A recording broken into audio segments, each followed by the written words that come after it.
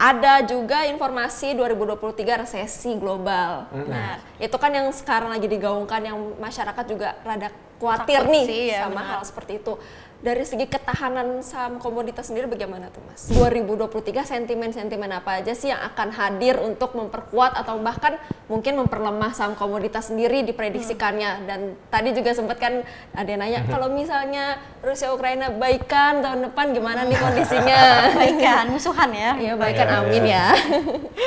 Ya jadi buat tahun depan itu yang pasti perlu dicermatin kan, kalau komoditi kan sesimpel kita lihat supply dan demand-nya ya. Maksudnya ketika mereka banyak demand dibandingkan supply, kemungkinan harga naik ya.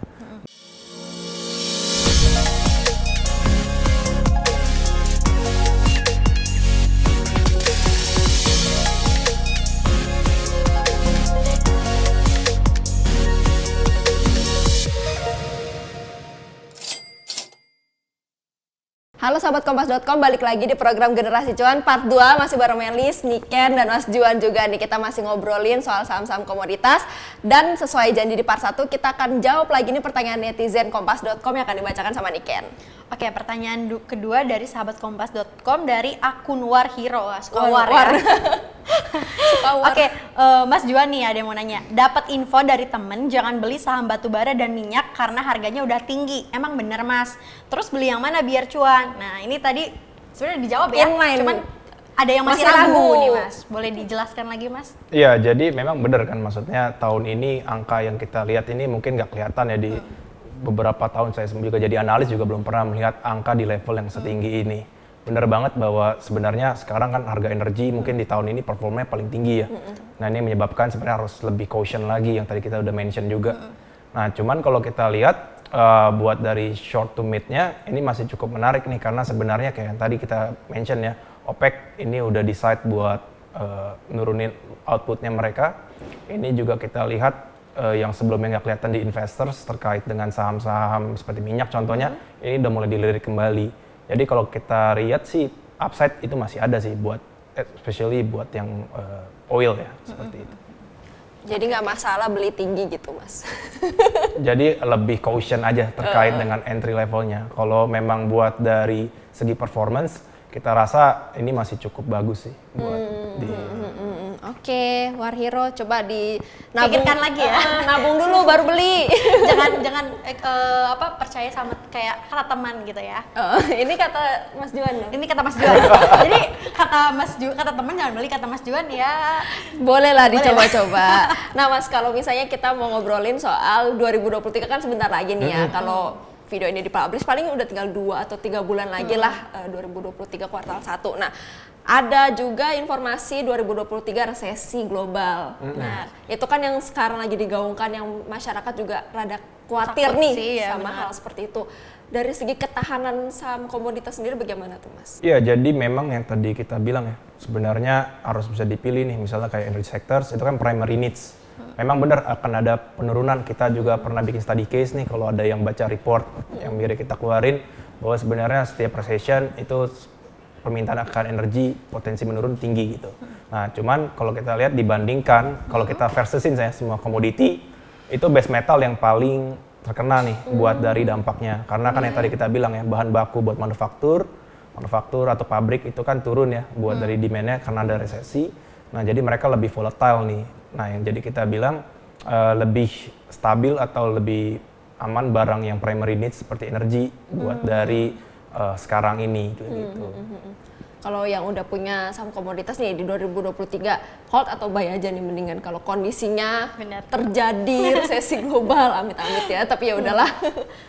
Kita rasa sih kalau 2023 ini harus bisa lebih portionnya lebih bisa dikurangin ya, karena kan tahun ini bisa dibilang valuasi udah masuk level tinggi ya.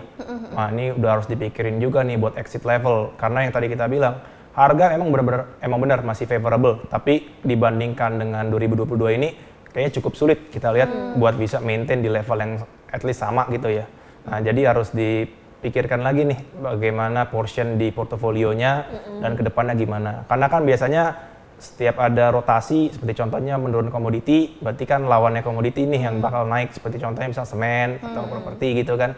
karena maksudnya seperti bahan baku semen itu kan dari batu bara gitu ya, misal contohnya. Nah itu udah bisa mulai dilirik tuh buat dari teman-teman. Jadi ngurangin porsi di komoditas ya justru ke situ. Selnya terus buyingnya yang lain berarti. Oke. Nah secara keseluruhan prospek komoditas sampai akhir 2022 ini gimana sih Mas?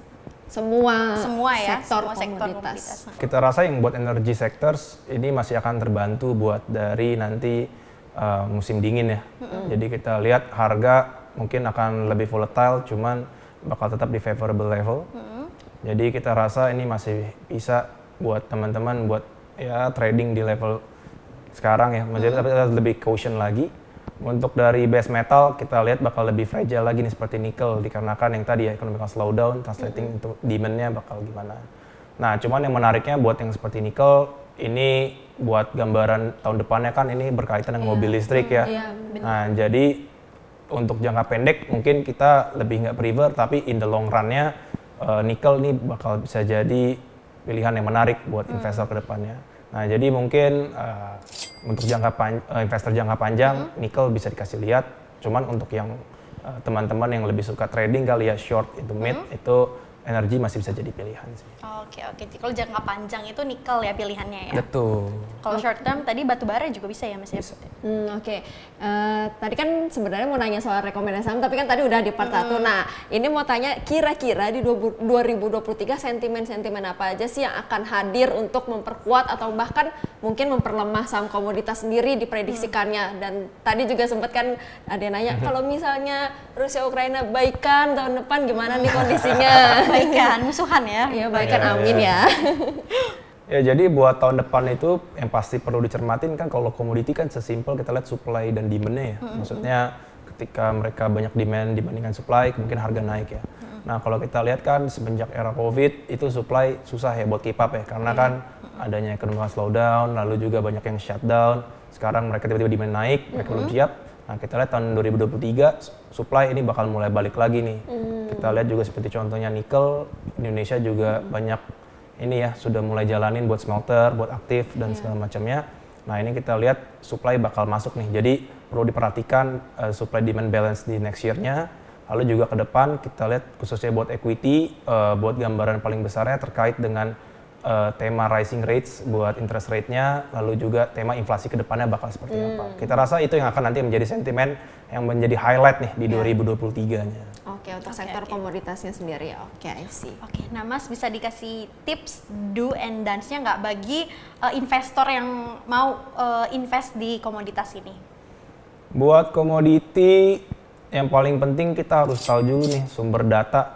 Gimana cara ngelihat misalnya kita mau invest di batu bara ya. Oh mereka pakainya apa ya buat dari harga batu bara, benchmarknya seperti apa, harga minyak, oh biasanya pakai apa ya. Nah itu yang sebenarnya teman-teman harus perhatiin dulu nih. Karena kan jangan sampai kita nanti harganya udah keburu turun, harga komoditasnya, kita baru masuk nih. Nah sehingga kita nanti kejebak di atas gitu kan. Nah jadi perlu diperhatiin data-data yang harus kita cermatin dan mana yang sangat mempengaruhi gitu. Nah jadi itu yang pertama. Lalu yang kedua, kita juga harus tahu lihat tren perkembangan 5-10 tahun ke depan. Sebagai contoh, misalnya batu bara nih, memang sekarang lagi hot nih. Cuman kan yang seperti kita tahu ya, banyak orang udah menggaungkan terkait dengan ESG, lalu juga climate change. Nah ini kan yang banyak mungkin sampai ada peraturannya ya, nggak boleh ada lagi buat PLTU beroperasi yang baru. Nah ini kan yang nanti bakal menjadi signifikan nih buat demand ke depannya. Jadi harus bisa membaca arah peraturan, regulasi, dan ke depannya bakal bagaimana. Jadi harus tahu mana yang nanti diuntungin buat peraturan terkait ESG, mana yang bukan, dan bagaimana mereka digambarkan ke depannya. Itu sih yang harus kita perhatiin.